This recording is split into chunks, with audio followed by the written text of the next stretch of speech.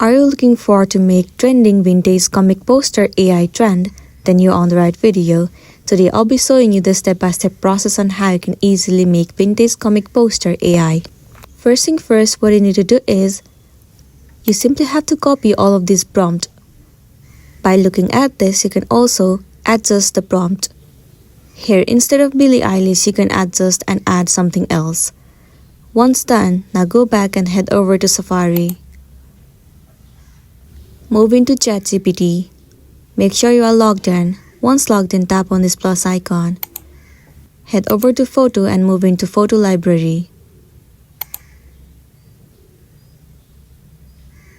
Now select the photo that you want to convert it to comic poster. Then tap on Add. Once uploaded here, simply paste the prompt that you have just copied before. Once you have pasted all of it, click on the send icon. Now the ChatGPT will start to generate the image for you. All you gotta do is wait for a while. After that, your vintage comic poster will be ready and then you'll be good to go.